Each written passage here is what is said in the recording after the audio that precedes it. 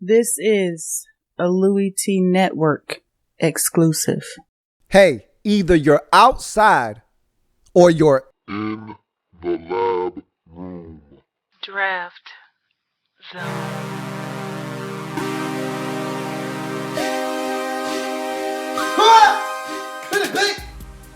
Me, your man, Louie T. Welcome. You are in the lab room, of course. I'm your host, Luke. Thank you for joining me on the 2016 NFL Draft Wrap-Up Series, where I aim to break down all 32 teams in the National Football League. And so, we'll use our baseball grading scale: single, double, triple, home run. There are no strikeouts here in the Draft Wrap-Up Series, because I cannot tell how these players are going to pan out, and I don't want to discount any of these young men before they get their chance in the National Football League. So we'll get an aggregate score by adding up each and every single pick made by X said team, divide by the number of picks, which would then yield us a final overall grade for that team's draft. Move on to the next team in the series, picked by who else but you, the viewer. That's right, you out there are in total control over who will be next in the series. It's the you pick format, or as I like to call it, the up format, where you, the viewers, will be in charge of determining who's next by simply doing one thing: leaving a comment in the comment section. But you gotta be first, not second, not third, not fourth, not 15th, first. And having two components in that comment: the team that you want to see next and the phrase next. Don't care how you word it, as long as those two components are in that comment and you're the first one to drop it in the comment section below of this video and future videos in this series, that team will be up next in the process. Sounds simple? That's because it is. So, without any further ado, let's move on to the next team up in the series, picked by you, the viewer. That is none other than the Atlanta Falcons. And the Lord says you got to rise up. So let's rise up and talk about the 2016 NFL Draft of the Atlanta Falcons. Right now, we start in the first round. 17th overall selection, Florida safety Keanu Neal is the selection, and this one caught me by surprise. I was very surprised here because really didn't see this one coming. And you know, when you hear a team in the offseason say we want to get more physical, but we want to be more athletic, okay? We want to be faster on both sides of the football. You look at this draft and how it was constructed, that's exactly what the Falcons aim to do in this draft. And when I'm done, you're going to see exactly what they've done, adding a lot of athleticism on both sides of the football. And Keanu Neal is not only a fast player at 4'6", 240, this guy can run, but he's a physical football player. And that's something that we know head coach Dan Quinn is enamored with. Coming from Seattle, where they had a boatload of physical football players, he's going to fit right into what Dan Quinn wants to do with this football team. They want to be faster. They want to be more physical. Keanu Neal is a playmaker. I'm not going to break him down. I've already done that in the draft prospects one-on-one series. So I'm not going to break him down here, but what I will say is that he brings a level of physicality that they lack in that secondary. William Moore, to me, has been a physical presence when healthy for Atlanta for quite some time, but Keanu Neal just has something about him that he's always around the football. Where he goes, and I say this all the time, where he goes, destruction follows. Whether it's him jarring the football loose, him separating man from ball, or him just causing something to happen that is going to benefit his team, he always seems to be around the football and making something happen. And I think that's one of the things that drew him to this Atlanta coaching staff and organization, and he's their pick in the first round. I thought that maybe their first selection and their first choice at the safety position was going to be the safety out of West Virginia, Carl Joseph, but he went 3 picks before off the board to the Raiders at 14. So maybe the thought process was, hey, we want Joseph. If he's not there, we'll take Keanu Neal as a consolation prize. I don't know. And of course, if the Falcons organization is asked that question, and they've probably been asked already, they're going to tell you, yes, Keanu Neal was our guy the entire time. We never wavered. That's the guy that we wanted the entire time. That's what they're supposed to say. But deep down inside, it may have been Carl Joseph. It may not have been. Either way, they got themselves a really good football player in the first round. 17th overall selection, Florida safety Keanu Neal for me is hit hard. It's hit deep. You can put it on the board. Yeah. It's a home run in the first round for the Atlanta Falcons. A big-time playmaking safety that can come up, hit you. But also, I think he's got some skills that you can tap into from a coverage standpoint. Really like Keanu Neal, what he brings to the table. I think he's going to be a big, huge addition to this Falcons defense for years to come. You go to the second round, 52nd pick overall in this draft.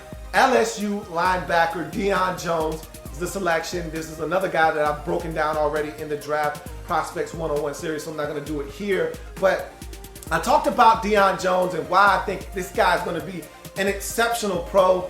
You look at his size and you say to yourself, okay, he's lacking in the size department, but we know about this league and how they're making this big conversion and switch to smaller, faster, quicker, more athletic linebackers to really be able to deal with the passing game that is now at the forefront of the NFL on the offensive side of the football. So Deion Jones to me fits right in, but what I talked about during this breakdown, that this guy's more physical than you get. He's not Darren Lee. See, Darren Lee to me is soft, okay? He's a finesse linebacker.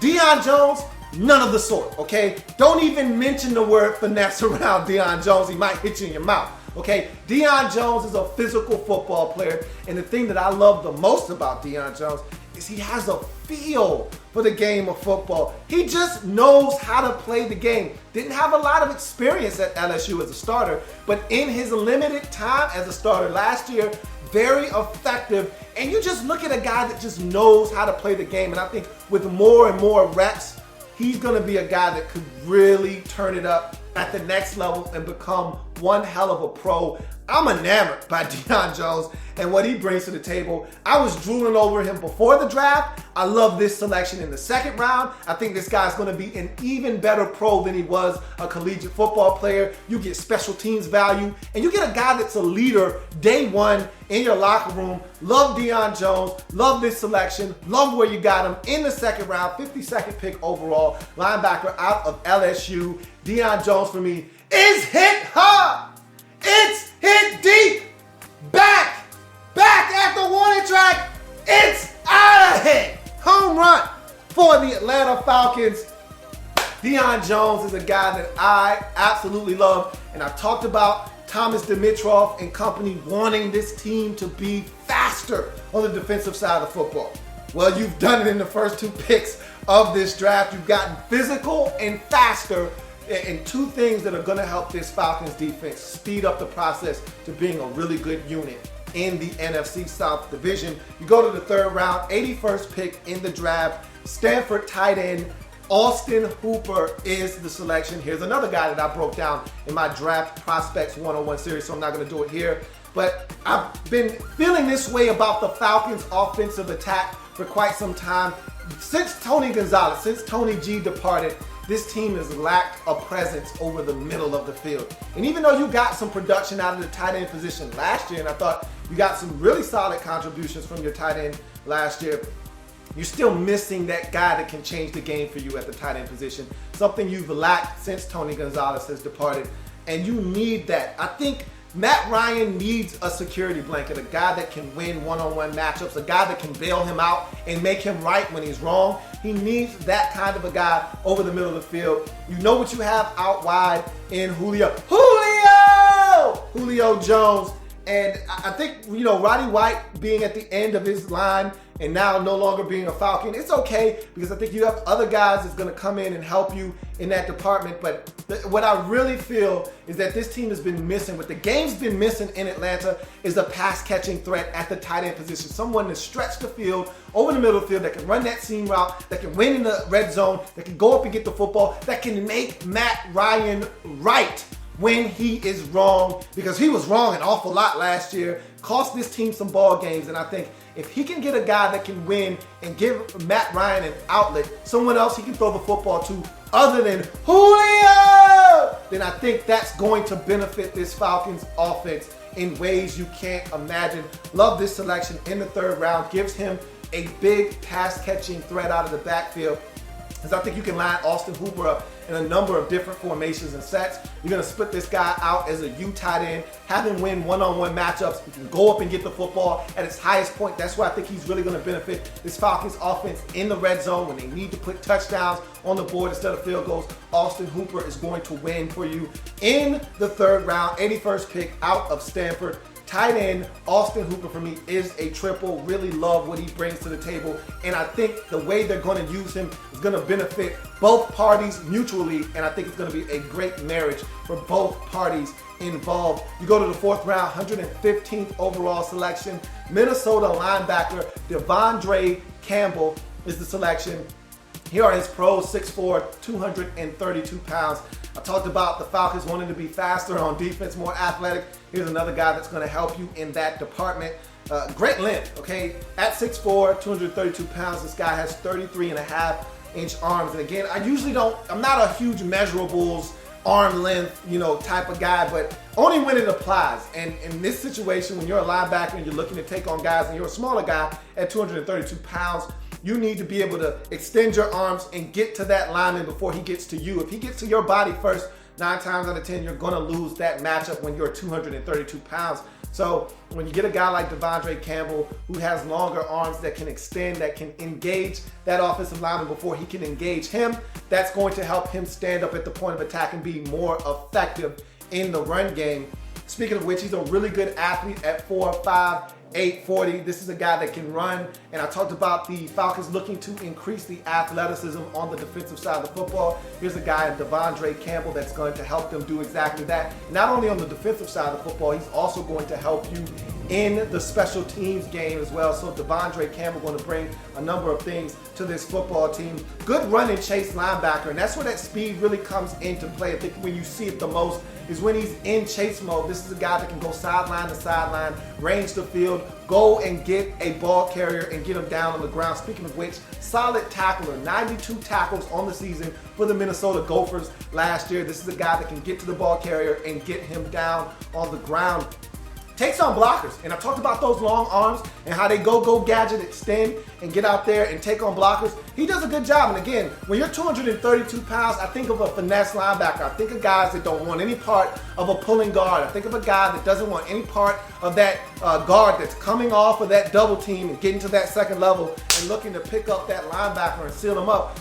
He's not afraid of contact. He's not, again, I hate to keep beating up Darren Lee, but everybody's going goo goo gaga over Darren Lee, and I think Darren Lee is a finesse linebacker, and that's okay if you're a finesse linebacker. Just know who you are. Well, Devin Campbell isn't afraid of contact. He would, much like Deion Jones, he will go up and hit you in your mouth, and so I think that's something that I really like and something that endures him to not only me but this Falcons organization, is that he's not afraid to take on a blocker in that A gap, in that B gap, clog it up, and make that running back have to go elsewhere to run the football. He's fluid in space. This is a guy that you can drop into coverage, and that's the next pro, so I'll lump those two together. Fluid in space and can drop into coverage. The play that comes to mind that sticks out for me against TCU, I'm watching him late in the first half, has a chance, and I was frustrated with him because you want this guy to make these type of plays. You're on the football field, TCU driving the football down the field. They're inside the red zone. They're right around the 12-yard line or so, looking for points right before the half. It's a close game, first game of the season. They've got the TCU Horned Frogs on the ropes early on in the football game. It's 10-7. They're hanging tough. And he drops into coverage. He fakes like he's coming on the rush, drops back into coverage, and Trevone Boykin does not see him, and he throws the football right to Devin Campbell, who goes up and has the football right in his hands, and he drops it. And if he catches that and somehow is able to make Trevone Boykin miss, nobody else on the field is going to catch him. You're talking about a 93-yard pick six that would have changed the game. Might have ultimately ended up helping them win that football game, because they ended up losing that game something like 23-13 or 20-13 or 16, something like that. They were in that ball game is what I'm basically trying to say to you. So that could have been a game changer there, but he dropped it. But he can drop into coverage, and he can do some things athletically that will help this football team in some different situations. And he has special teams value. That's the final pro. I've talked about that already. He's a guy that's athletic enough to play on all your teams, get down there, make some tackles. And so that's something that he also brings to the table if he's not ready to contribute on the defensive side of the football right away. His cons. Takes him too long to process what he sees, and a lot of people beat him up for this particular con because he lacks pure instincts at the linebacker position. It's frustrating because that leads me into my next con. I'm gonna lump these two in together. Always seems a step behind. And I think the reason he's a step behind is because he's processing information too slow. He just needs to be able to trust his eyes, see what's happening, and go and react, okay? Guns fully loaded, all right? Guns cocked, all right? Got one in the chamber, pull the trigger and go. Take off. Don't sit there and watch something developing right before your eyes. Watch it happen and then try to react. Don't be late to the scene, be early, okay? If you're on time to the scene, then you're late. Get there early and make a statement. And so sometimes I think he wants to make sure that the play fully develops and that he trusts what he sees. I want to make sure that this is a run before I react to run. Well, guess what? Now that guard has a chance to get to the second level. Now you're not in that gap. You're not in your proper fit. That guard comes through, opens up a hole, puts a body on you. Running back comes right through. Next thing you know, you've just given up a 25-yard run where you could have been there and stopped it for 3 yards. Just trust your eyes, have some instincts, go make a play. You don't see that enough on tape from Devin Campbell, which worries a lot of people. And his final con for me, doesn't disengage from blockers well enough. So he's not afraid to take on blockers, which is great, but you want to see this guy stack and shed. Get off of me, let me get to the ball carrier. I didn't see that enough. I saw a number of times watching some different games with him in them where guys were able to get their hands on him. He's there, he's in the general vicinity of the running back, but he can't disengage from that offensive lineman. And so that running back goes right past him, picks up an additional 7 or 10 or 3 or 9 yards on the play.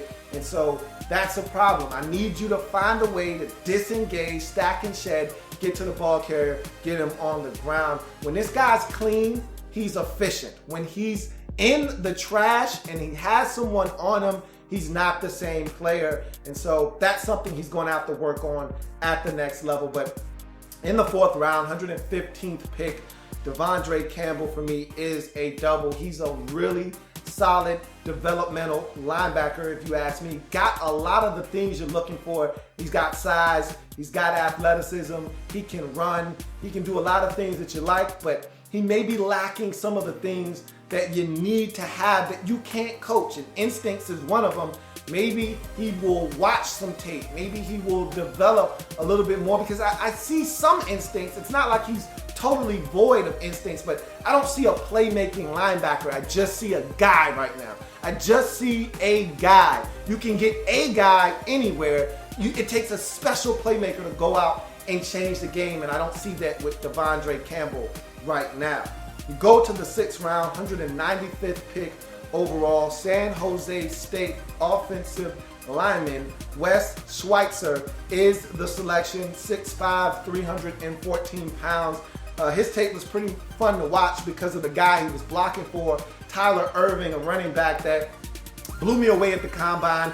Turned on the tape, and I was able to kill 2 birds with 1 stone watching he and Wes Schweitzer on the same tapes. And Wes Schweitzer did a great job. He was the left tackle for San Jose State. I think the prevailing thought is that he's going to move inside the guard, and I'll tell you why a little bit later, but let's break him down. 6'5", 314 pounds, so right there, you know, he's got good size. The thing that I really fell in love with him with was his technical sound. I think he's very technically sound as an offensive lineman. Good hand placement, good movement in terms of not wasting a lot of movement, using good blocking angles to cut guys off in the run game.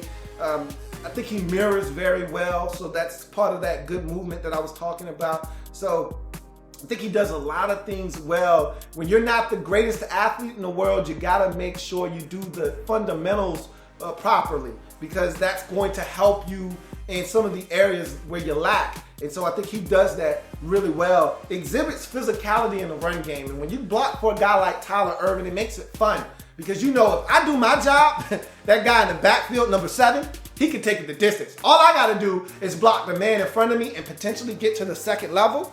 And all I got to do is do it for about a half a second because I got a dude behind me with explosive, game-changing speed. So if I do my job and I do it well enough, I don't have to do it great. I just got to do it well enough. This guy's going to take care of the rest for me.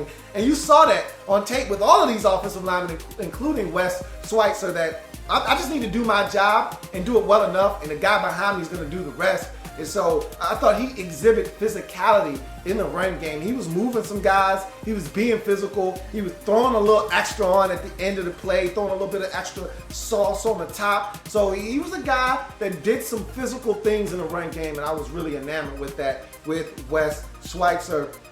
Good on the double team. He's one of those guys that would help a double team with the guard, then get out to that second level, which takes me to the next pro, so I'm gonna lump these two together. Can get out in space and get to the second level on some of those Tyler Ervin runs and some screens and things of that nature. Wes Schweitzer was out there getting down to the second and even the third level and making some things happen up the field. A lot of times with these big runs, you need someone getting to the second level and possibly to the third level to help you get a 75-yard run, to help you pop that 58-yarder for a touchdown. And Wes Schweitzer a lot of times would help with that double team release and get to the second level, get to that linebacker. Here comes Tyler Ervin cutting off that block, getting up the field, and next thing you know, he's off to the races. They can't catch him. It's a touchdown. So a lot of fun watching him do his job and do the dirty work in the trenches to help Tyler Ervin make some big plays for San Jose State. You go to the cons. He will overextend at times, and most of his cons, both of his cons really are a byproduct of him being on an island. When you're a left tackle, you're out there by yourself. A lot of times you don't get help, you know what I mean? Especially when you're a left tackle in college football, the team puts you at left tackle because they feel like they can leave you by yourself and focus their attention on helping maybe the right tackle or the center or one of the guards.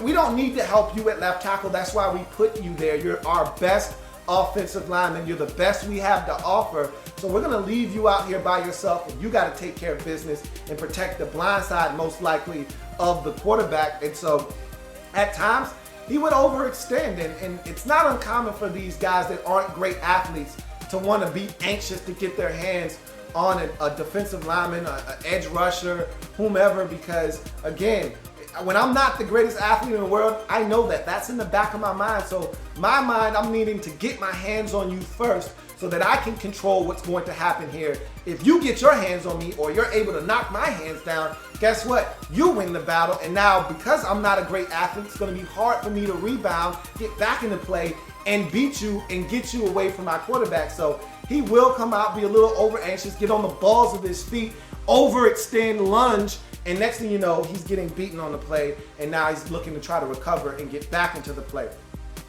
Lacks lateral agility to deal with elite quickness is the final con for me. And I think that's why the assumption is he's going to kick inside the guard at the next level, is because he doesn't have elite agility, side-to-side lateral quickness to deal with a guy that has some quicks to go outside, back inside. If he opens up his hips on a false step, because that guy's attacking his outside shoulder, and all of a sudden he goes back inside, Wes Schweitzer can't respond to that quickly enough to cut that guy off from getting to the inside. The most direct path to the quarterback is on the inside, not around the edge, not bending the corner, but inside, and that's a problem. So you stick this guy inside the guard, and you eliminate him having to reach and overextend, and you eliminate him worrying about that inside move because he's got help to the inside. Okay, so I think that's why the assumption is he's going to move the guard, but I like his physicality. I like what he brings to the table. I think he's fundamentally sound and does a lot of things well. And so in the 6th round, offensive guard out of San Jose State, Wes Schweitzer for me is a double, man. I really like this guy, and I think he's going to help this Atlanta Falcons offensive line. He may not start right away, but give him some time. I think if you allow this guy to grow in your system, this is a guy that could help you down the line as an offensive guard, maybe even able to play some tackle for you, not necessarily left, but maybe able to play some right tackle at the next level. I think he offers that kind of versatility, which will help him be a mainstay along this offensive line for the Atlanta Falcons for years to come, potentially down the road. You go to the final selection of this Atlanta Falcons draft, 7th round, 238th overall selection. UCLA wide receiver Devin Fuller is the selection. 6 feet, 194 pounds. Guy's a flat out blazer. Speed! Possesses it. And again, you can't coach that. Either you wake up in the morning, get out of bed, put your flip-flops on, and you have it, or you don't. And this guy has some serious jets. 4.39 40 is what this dude is running in a straight line. And so that's pure speed, my friends. That is pure speed, pure unadulterated speed. And so this guy can pick him up and put him down. He's got solid hands as a receiver, and he wasn't a guy that was throwing the football a bunch at UCLA, but in the number of attempts that he got and the tapes that I was able to watch, I thought he caught the football very well. So I think that's something that you should be enthused about. This is not just a guy that can help you on special teams. This guy can offer something by way of being a receiver as well. So I think that's something he wants to continue to develop as, but in the meantime, he's got speed, which if all else fails, throw him back there on punt returns, throw him back there on kickoffs. The guy can run really, really fast in a straight line. But I think he can catch the football, and you give him some time to learn the nuances of the position, he could be an added threat as a receiver as well. Vertical threat. But look, when you've got this kind of speed and you can catch the football, I want you running a 9 route. I want you running that deep post. I want that play action fake. Matt Ryan turn around, stick the football out there to Devontae Free. Stick it out there to Devontae Free and pull it back out and let Devin Fuller run fast that away. And then let it rip. I'm talking 50, 60 yards down the field. And let him run under it and let him catch it. Make some big plays for you. Remember when you went to the NFC Championship game in 2012? There were big plays everywhere, okay? Well, you still got Julio! But you had 2 guys making big plays back then. And you had Tony G doing it over the middle of the field and in the red zone. You are trying to recreate that with a guy like Devin Fuller coming in with some speed. Young man you drafted out of East Carolina last year that I really liked. I think he's going to come along another year in the league. Now he's comfortable, less thinking, more doing. So you're going to get some guys making some plays for you, add some more speed to the table, and all of a sudden now got a tight end in Austin Hooper. Things are starting to come together, and I think this is one of those guys in Devin Fuller that can run down the field. And just like the Carolina Panthers, we saw them do last year. Just like the New Orleans Saints in your division with Brandon Cooks. Some guys that can stretch the field, get behind the defense, make some big plays. So here's your version of that potentially in Devin Fuller with some leap speed down the field as a vertical threat.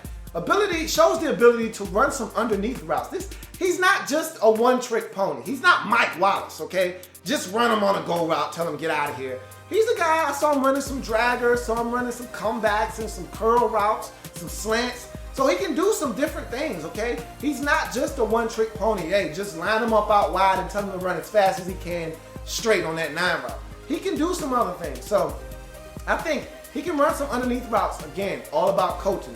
How fast can you get this guy up to speed as to how to be a wide receiver, how to sit down in zone, if it's man coverage, how to keep going. You know, all of those little nuances of the receiver position, how fast can you get this guy to learn that in the National Football League? Special teams value, though, is probably his biggest attribute right now, which got him selected in the 7th round. Outside of his speed, of course, is this guy comes in and he can return the football in the kickoff game, in the punt game. We saw how Devin Hester's injury really affected this team on special teams last year. You didn't have anything that scared teams last year from a special team standpoint, with Devin Hester being out for the majority of the season. This is a guy that can come in, and I don't know if Devin Hester's going to make your roster or not. I don't know what his health is or where his mind is. A couple of times you hear Devin Hester talking about wanting to retire. We don't know where Devin Hester is mentally, but he's not going to be able to play this game for much longer, and he's not going to be the same Devin Hester for much longer.